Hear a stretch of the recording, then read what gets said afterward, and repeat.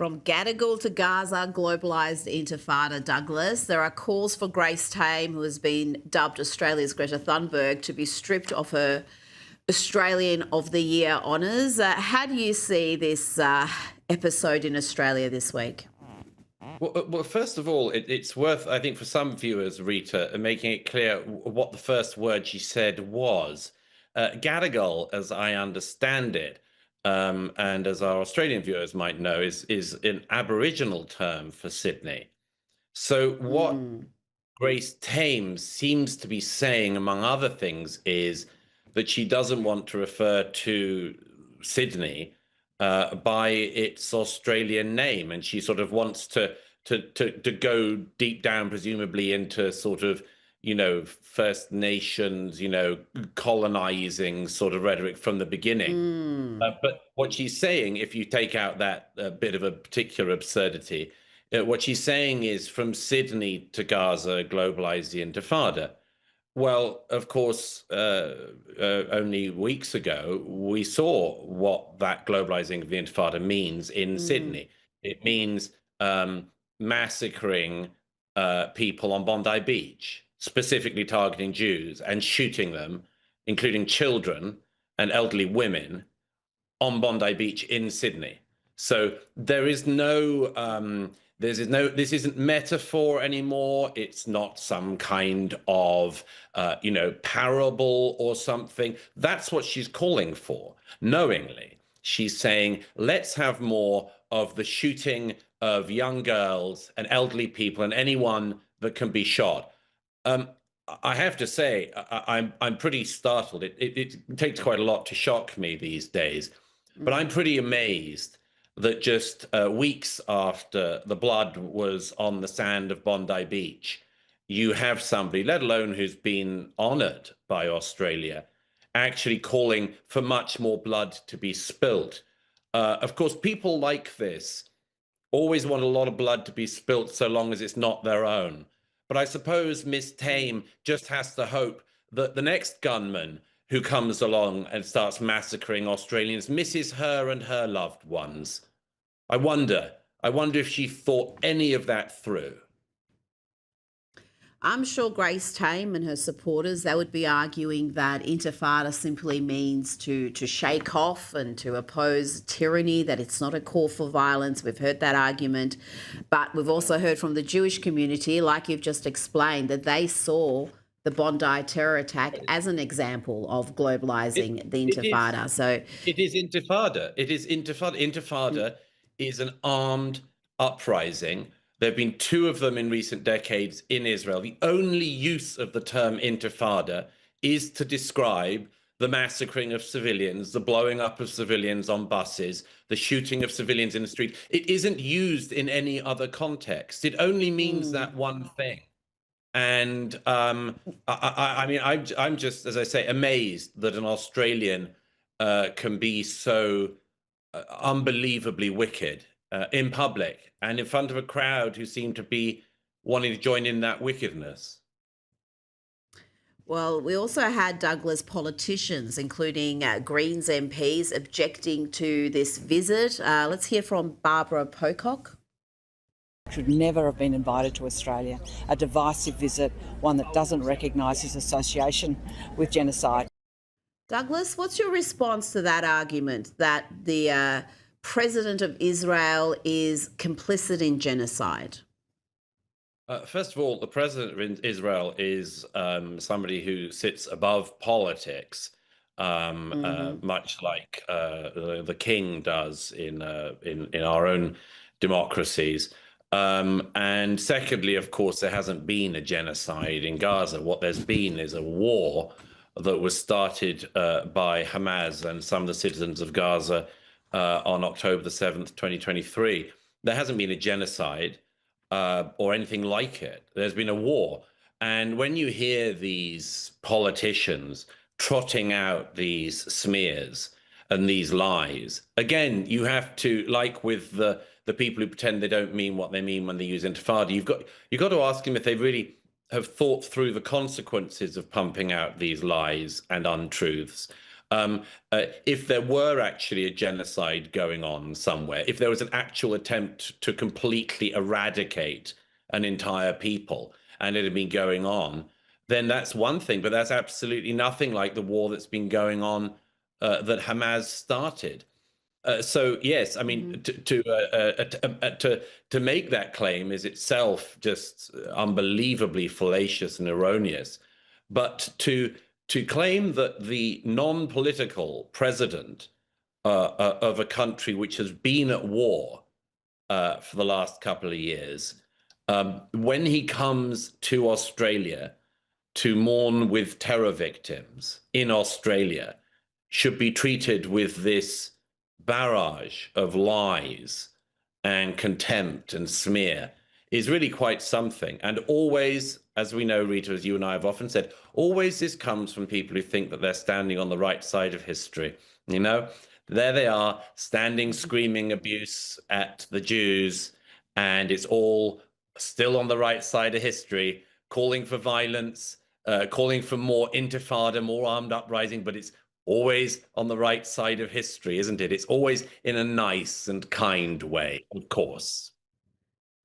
And we don't see these people, whether in the US, the UK, or here in Australia, protest against the Iranian regime.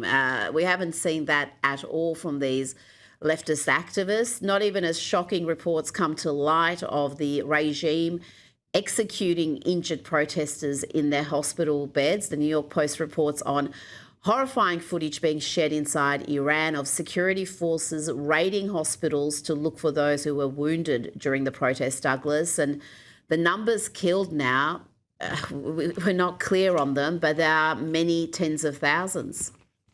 I think it's safe to say, Rita, that there are certainly tens of thousands of casualties inside Iran caused by the regime, the victims being the Iranian people, who have incredibly bravely turned out on the streets to object to the regime that's ruined the country of their birth since 1979. It's pretty amazing when you think about it that in just a few weeks, all those casualties have mounted up, and there's this silence. There's just this silence. You and I have commented on it before, Rita. Why is the silence there? Is it that Jews aren't involved? Is it that they can't blame Trump?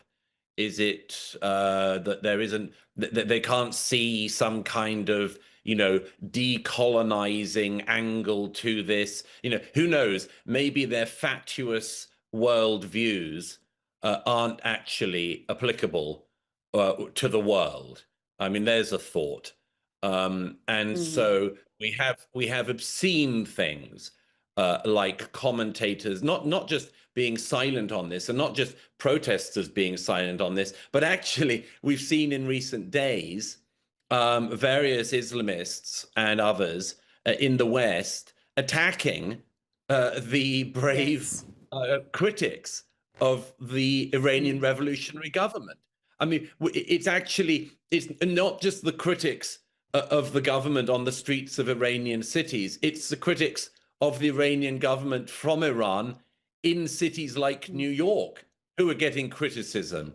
If an ounce of that criticism went to the Ayatollah and his death squads and all of his goons from the Basij militia and elsewhere, who, as you say, as the New York Post reported, are not just shooting people in the head in the streets and sniping at people in the streets, but going around and shooting them in their hospital beds. If an ounce of a condemnation came towards them, I mean, we'd notice it, but it isn't. The silence tells you almost everything, frankly. It is, and you're so right. The smear campaign against the people speaking out for the Iranian freedom fighters, and even smearing people inside Iran who are risking their lives protesting against this regime, the suggestion that this is some Western plot, it's some conspiracy by America and Israel to destabilize a regime, like as you explained, has destroyed that country since 1979. Now, before you go, I saw this piece in the Independent yesterday arguing, Douglas, that the UK countryside is racist. The author argues just like British towns and cities that have what she calls racist riots and flag campaigns. The British countryside is also racist in parts. And Douglas, you'll be happy to know the Starmer government has been busy tackling this very serious issue and even commissioned a review into the matter. Yes, that's right. They have commissioned a review to find the English countryside guilty, specifically guilty of the crime of racism. Among other things, the report says that if the countryside wants to remain relevant, it's very hard to say with a straight face. If the countryside wants to remain relevant, it's got to diversify. Well, I'm not sure that the job of hills and fields is to be relevant. I don't think that its job is to sort of adapt to the zeitgeist of the era. I think its job is actually to remind us of the eternal and of what is constant. If you kept trying to make the countryside relevant, what would you do? Sort of make sure you did lots of pride colors, maybe across cornfields. Maybe you could grow your crops in the color of the progress flag or something like that. But this is all just preposterous.